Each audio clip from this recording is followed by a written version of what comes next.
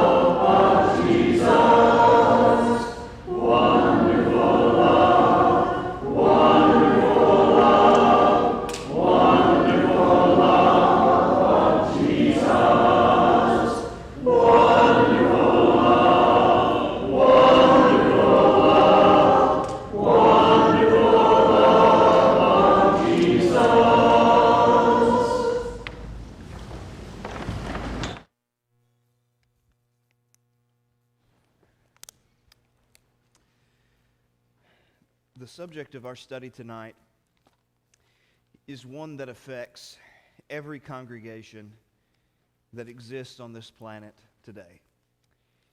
Because every congregation has people who were once faithful to it who no longer are. Every congregation has people who have gone astray or have gone and become wayward in the process of life. And I remember my dad saying when I was young many times that if we could get all of the people that in the local city where we were in Tupelo, if you could get all of the people who once were faithful but no longer were, and you were to get them back, we would have to rent out the major arena in Tupelo in order to hold them all. And I think that the longer I've lived, I've seen that to be true. That there are so many people who are yet astray.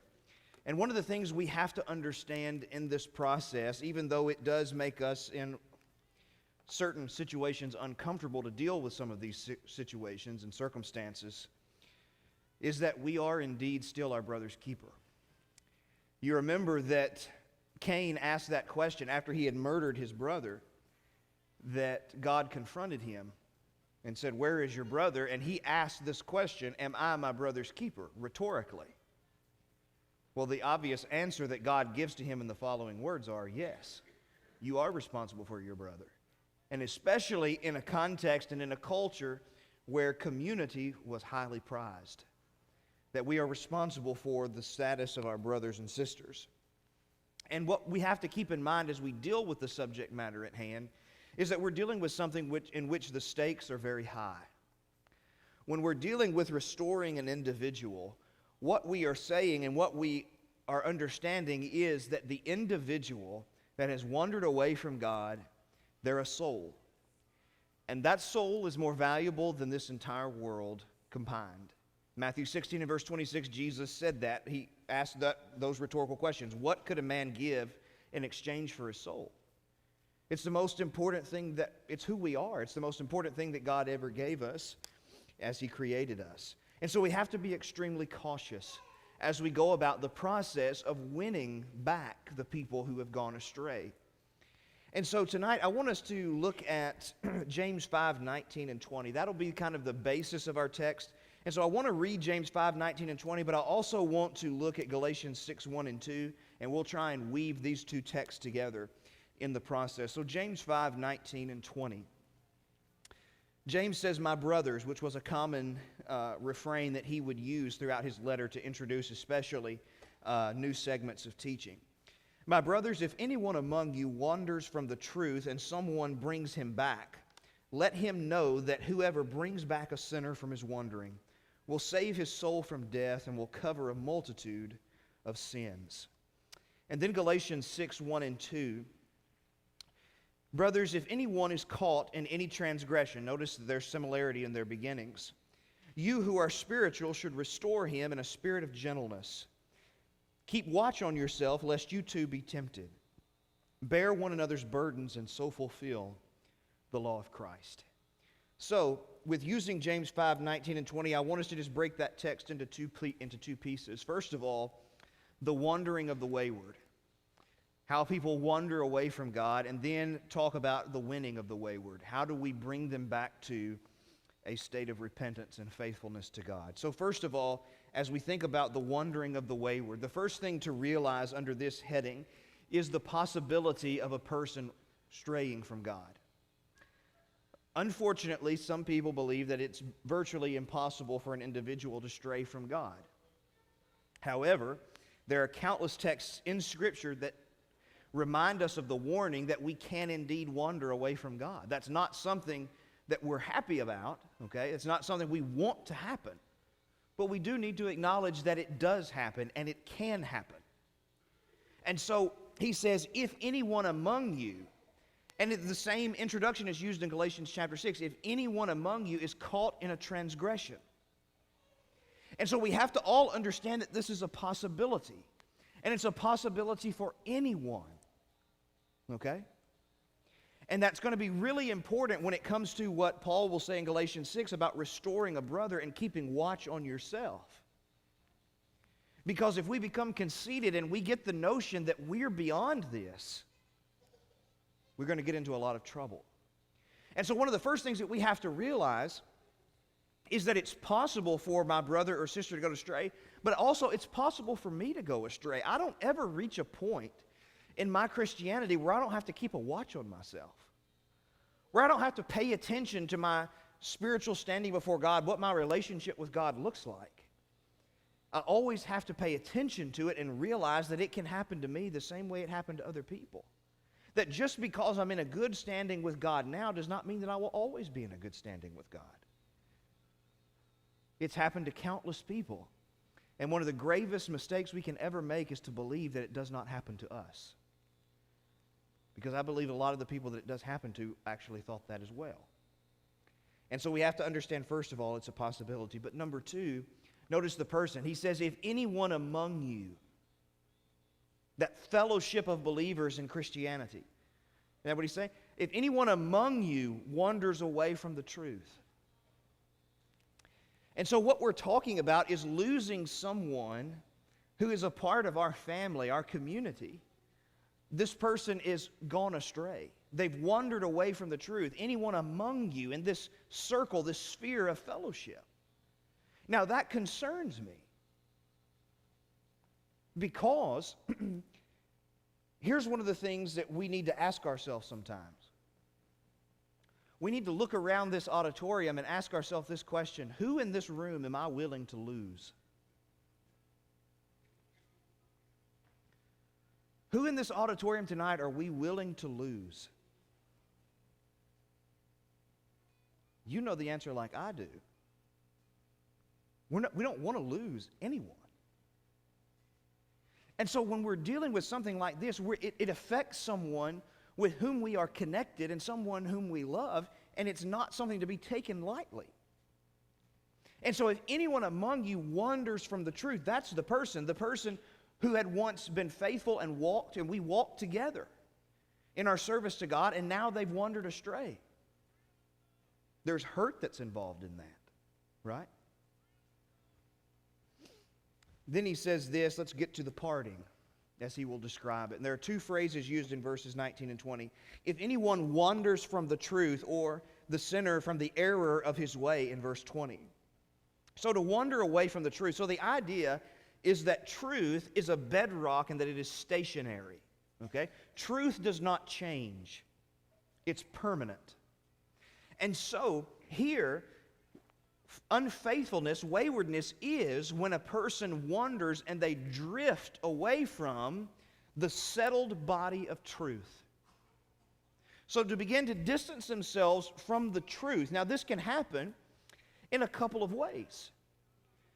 And so when we have truth, and truth as we have it is revealed obviously in the person of Christ and in this word for us, a person can wander away from the truth in two primary ways.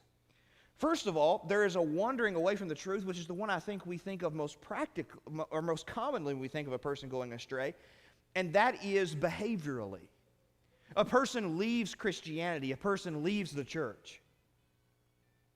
And so we could say they've wandered away from the truth.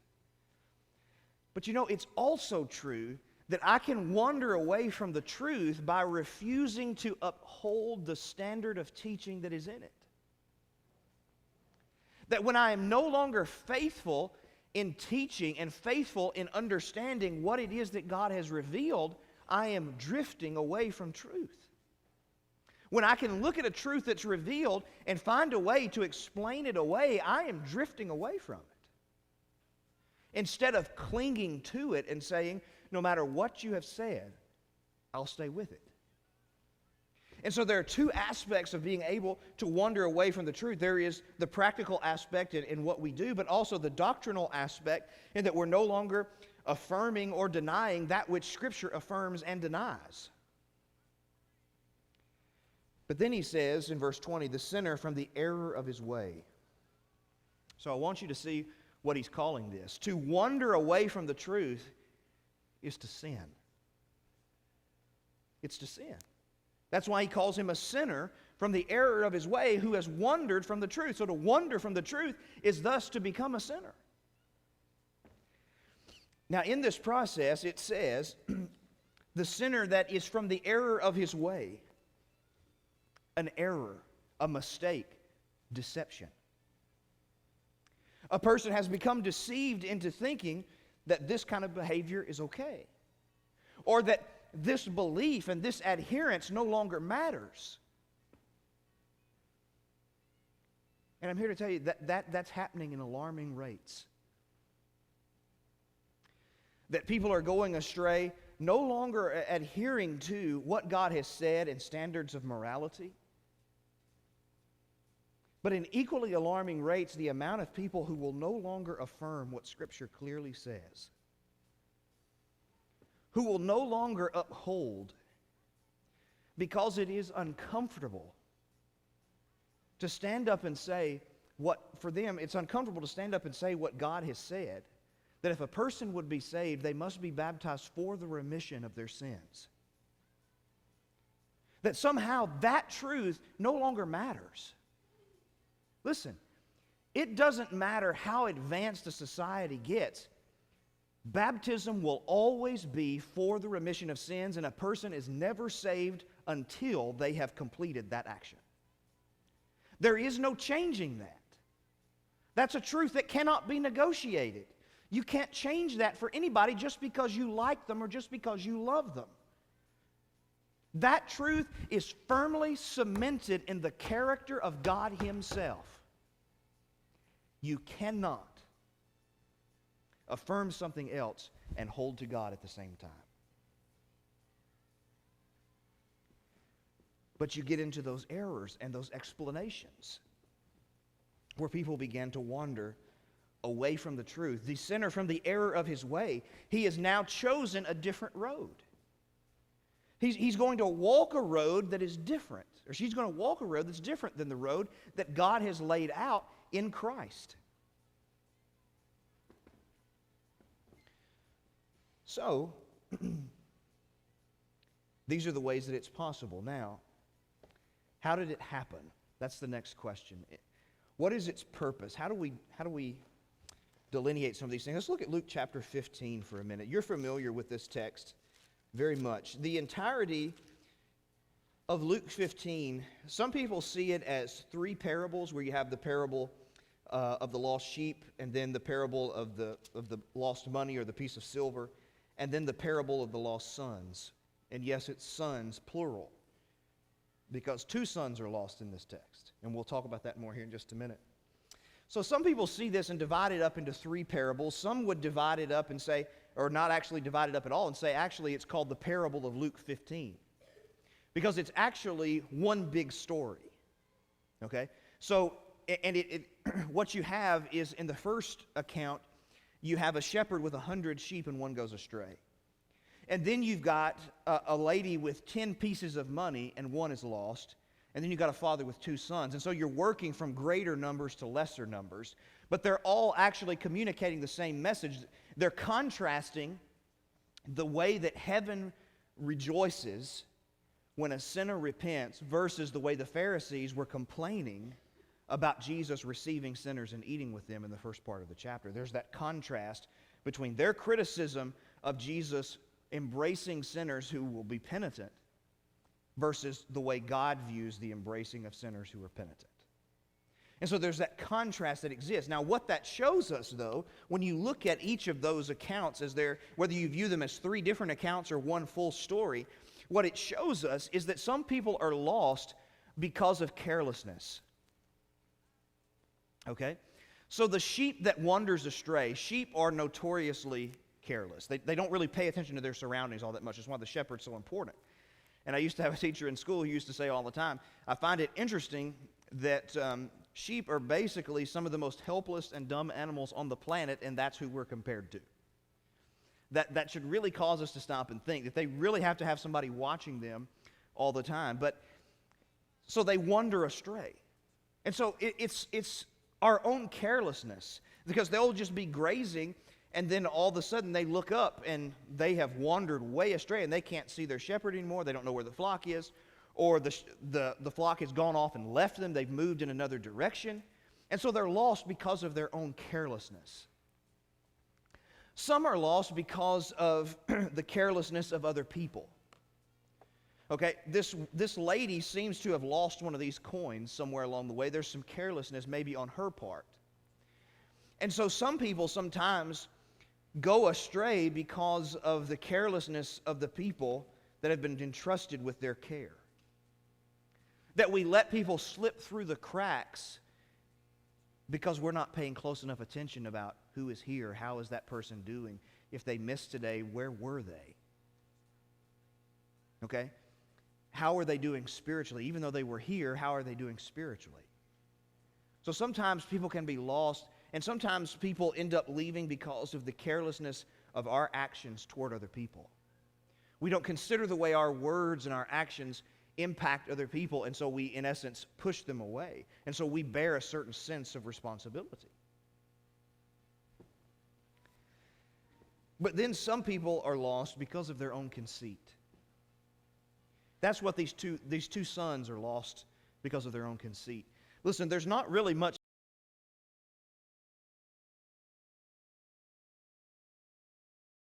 father is.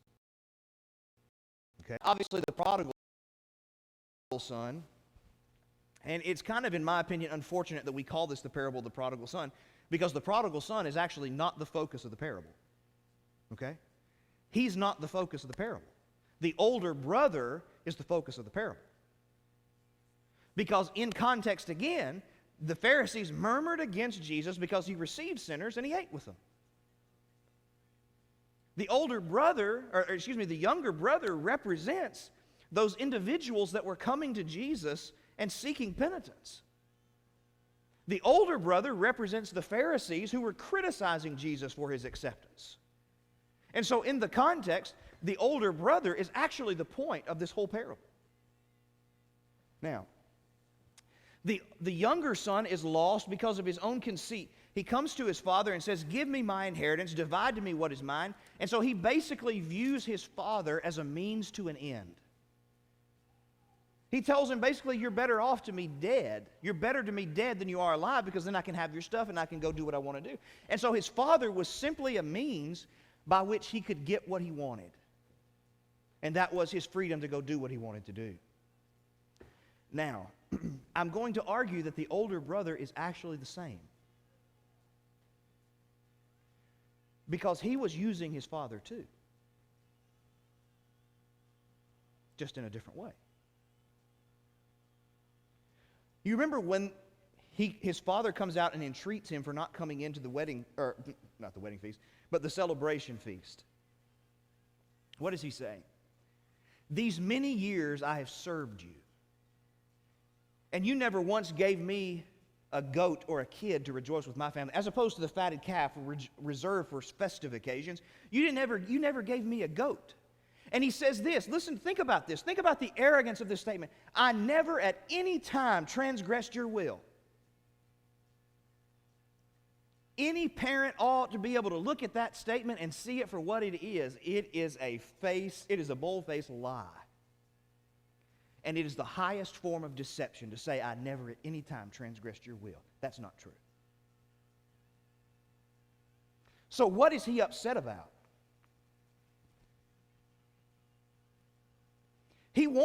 He still views his father as someone to be used. You should have given me this stuff. I was faithful to you. You owed me.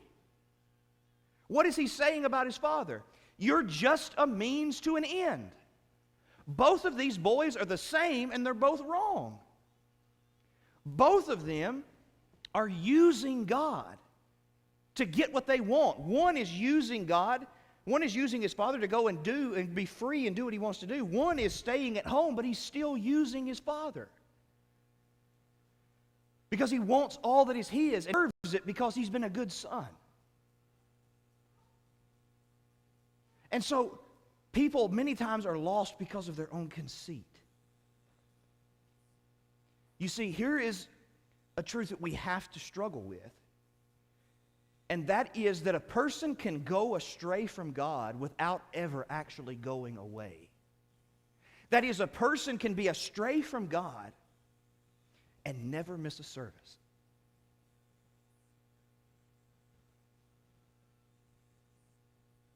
They can be astray from God and never miss a single service.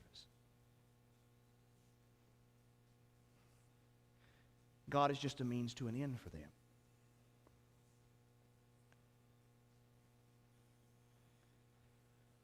So, when you look at the individual who has gone astray, this parable gives us a different wrinkle. Because now it's not just dealing with the person who is actually astray in distance, that is, they're no longer with us. But also it could be a person who is with us very well, but yet their motives for serving God are anything but pure. You see, they serve God because of what they can get from Him, not because of who God actually is. And there's a difference between those two things. And so you have people who have gone astray. Now, how do we go about the process of winning people who have gone astray? Number one, we need to realize some things. He says, let him know in verse 20 of James chapter 5. Let him know. The person who would go about helping to restore the individual. Let him know. Let him understand what it is he's doing. When it comes to restoring an individual who has gone astray, the person who is kind of the eager beaver, like I can't really wait to get to this person. It's kind of hard to describe, but the individual who can't wait to basically tell the person they're wrong, that's not the person who needs to be involved in this.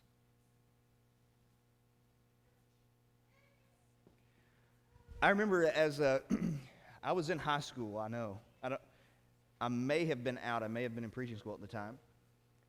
But there was a situation that came up in a congregation where a man he made a poor choice. Instead of attending assembly the way he should have one Sunday, he decided he wanted to go and basically do something else with his family that day. Now, to some people that does not seem like a big deal, but it is a big deal. Anytime you choose something over God, it's always going to be a big deal. Okay? Now, I didn't agree with the man's decision. Okay? which, by the way, he later repented of and admitted himself it was a bad decision. But there was a man who went up to him that Wednesday night and said, I just feel like it's my obligation to tell you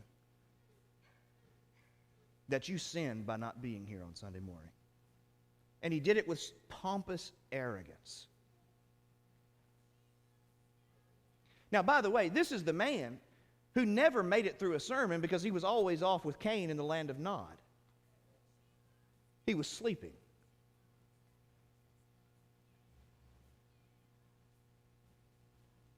Didn't know the Old Testament from the New Testament. But he's the one who's going to restore or talk to our brother about his behavior. Well, you can imagine it went over like a lead. It went terrible. And this is where, when we look at Galatians 6, we're introduced to another concept here as well. He says, if a brother is overtaken in any trespass, you who are spiritual should restore him. Now, ask yourself, what does he mean by those who are spiritual? Well, if you forget the chapter division in chapter 6, what has he just contrasted in that last section of Galatians? The person who indulges in the works of the flesh and the person who bears the fruit of the Spirit. The person, as he will say at the end of that chapter, who walks in step with the Spirit, who manifests the characteristics of love, joy, peace, patience, kindness, goodness, faithfulness, gentleness, and self-control. The person who actually takes in and lives out and is a model, not perfect, but is a model of faithfulness in Christianity. That's the person who should go. Because, it's really kind of hard to hear it from a person that you're not perfect. But this person's not even trying.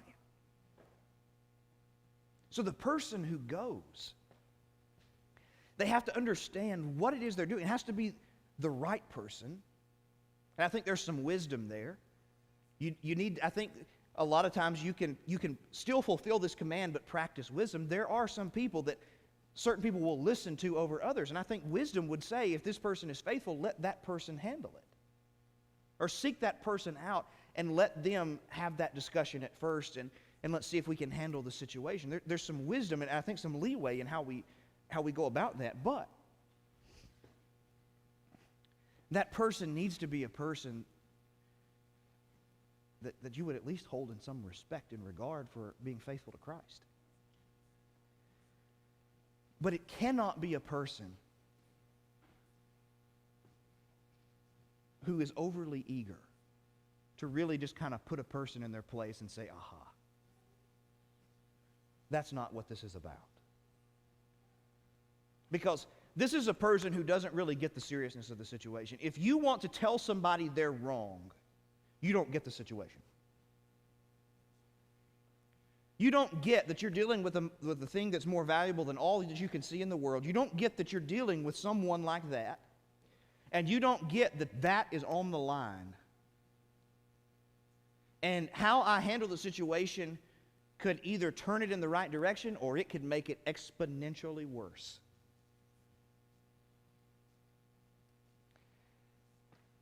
And if a person is comfortable in that situation, I'm not so sure I want them going, because they don't really understand what's at stake in the discussion. So he says, let him know, the individual who would go and seek to restore, let him know that the one who restores, someone who turns him back, or as he would say, or turns a sinner in verse 20. So, this is the process of restoration. We're trying to get them on the right path again. So the first thing that we have to do is seek them, right? We have to know who they are, we have to know they're struggling, and we have to decide that we want to seek them. Then, it might be good to ask this question. Why is it that they've gone astray? Why is it they've gone astray? Don't go in there with an assumption that says, I know exactly why you've gone astray, because you may not. But think through it for a moment. Why would they be going astray? I believe one of the most practically important parables, obviously all of the parables of Jesus, all the teachings of Jesus are important. But for me, as far as when I think through ministry and helping people, I think one of the most important parables Jesus ever told was the parable of the soils or the sower. Because every person you ever meet will be one of those people, including yourself. And so you've got 4 different types of people. You've got the individuals who rejected Christianity flat out. They just didn't want anything to do with it. Then you've got 3 people who accepted Christ, and 2 of them ran into some issues, and 1 continued faithful. And so in this category, I'm dealing with, this is a person who accepted Christ, and yet they've become unfaithful. So I'm looking at these middle 2 categories. And in these middle 2 categories, they're basically the person who they had no root in themselves, Jesus said. And so they got excited about Christianity and they accepted it, but there wasn't any deep roots in them. And because of persecution and tribulation and feeling the effects of living a Christian life, it's a lot harder than they may have thought it would be. They've just kind of given up. Is that what's going on with this person? Or is it this person where the thorns have come in, the cares of this world and the deceitfulness for riches and the desire for other things have entered into this individual and they've lost their focus? They've decided that something is going to capture more of their time than Jesus does. And it's not like, and with a lot of people, it's not that they're consciously making that decision, but ultimately when you boil it down, that's what it is. And so you ask yourself, what kind of a person am I dealing with here? Am I dealing with a person who is just, they really don't have any roots in Christianity? Because that would change the way we would go about helping that person. Because what we need to do to help that person is to help them put some roots into the ground, into Christianity, to make them strong. But to the other person, it might just be, they need to be reminded that there's something far more important than what it is they're giving attention to. And how do you think God feels at the end of the day when we're choosing things over Him?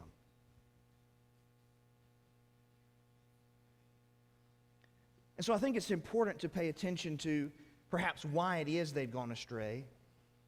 Because once you understand, and one of the most important things we can do in that process, I believe, is to listen to people.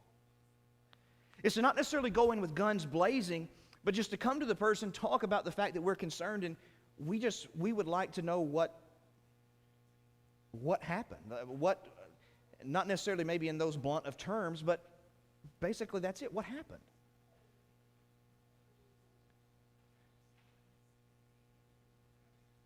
How did we get here? Because you see, it's not until we can understand how a person has gotten to where they are that we can actually help them reverse course and get back on the right track. And so when we come in, we have to do some preparation on the front end to try and get ourselves ready for multiple scenarios, but we're also going to the individual and we're trying to understand why it is they've made this decision. Help me to understand your decision. And then try and reason our way back. I think that's key to helping a person get back on the right path. And that's why he says, when you show them back, in Galatians chapter 6 and verse 1, restore such a one in the spirit of meekness or gentleness. Now, the word translated restore in Galatians 6 is actually an old word that was used many times to describe the setting of a broken bone. Okay? And in the setting of the broken bone, it's painful, but you have to be gentle. Up to this point in my life, and I'm always afraid to say something like this, I've never really broken a bone in my body, up to this point. That could change when I try and walk down from this stage. But I got to tell you something. If I go into a doctor's office and I tell him, I think I've broken my leg, And he comes over and goes, and my leg is being kind of flailed out like this, and he walks up to my leg and goes, we're going to have some problems. He is going to be reported to the people who are over his profession. But I want you to think about it. How many times with people that we've tried to restore, we have gone in to try and help restore them to Christ with about as much gentleness and tact as that doctor who would kick a person with a broken leg?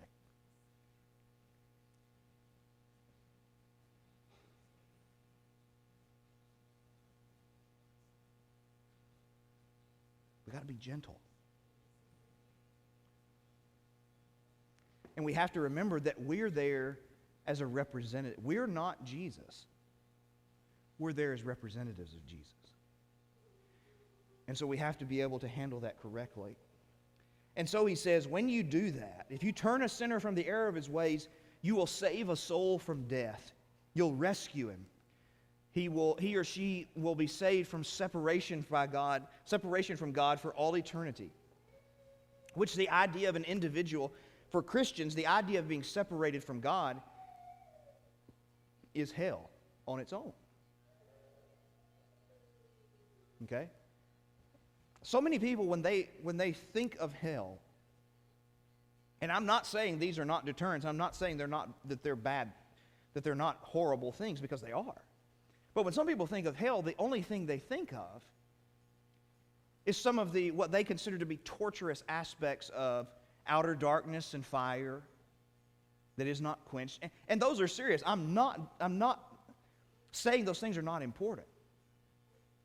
But I got to tell you, to me, the scariest part of hell is because God is not there. For a Christian who walks with God daily, and then they're ushered into an existence where God is not there and they cannot get to Him, they cannot communicate with Him, they cannot hear from Him, that is torture. If hell were perfect, if it were a perfect paradise, other than the fact that God was not there, it would still be hell for a Christian because they have to have God. And when we're dealing with a person who is lost, we're looking into an eternity without God. And we're trying to help them get out of that situation. And he says that when you help the person recover, that their sins will be covered. He who turns back a sinner from the error of his way will save a soul from death and will hide or cover a multitude of sins. This goes back to the old Day of Atonement, Leviticus 16, 15, and 16, where he would take the blood in and sprinkle it on the mercy seat, that lid that would sit on the Ark of the Covenant. The idea of the covering of sins. Their sins would be forgiven and thus would be covered. And that our brother would once again, our sister would once again be forgiven.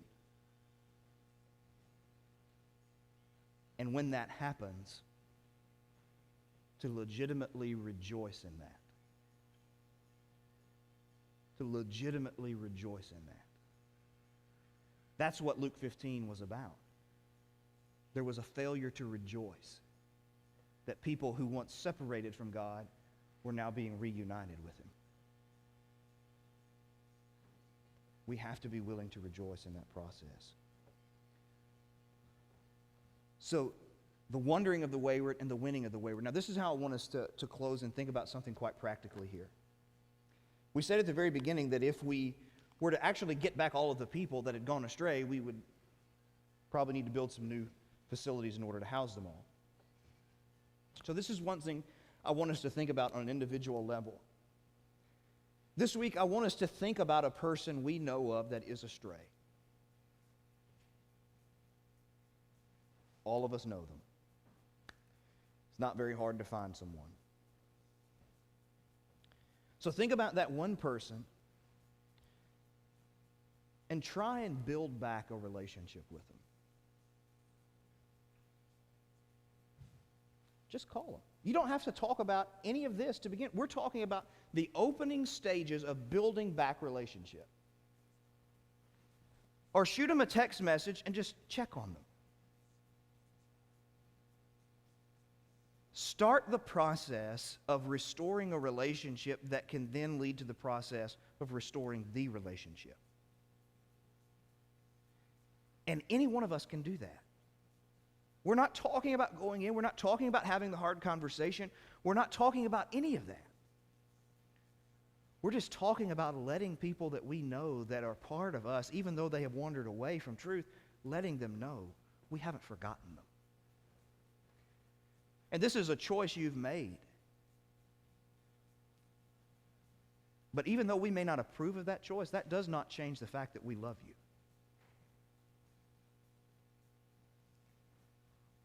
And that we are always trying to keep a door open with people.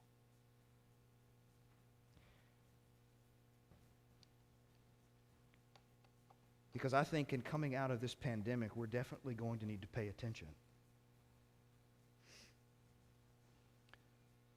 to who is missing.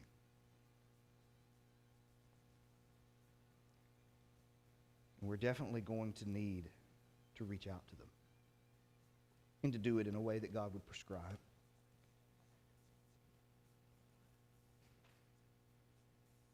Because ultimately, if you and I were astray, wouldn't we want somebody to do it for us? Even though in the moment we may not like the person who talked to us and had that uncomfortable conversation with us, but wouldn't we want someone to seek us if we were in the same situation?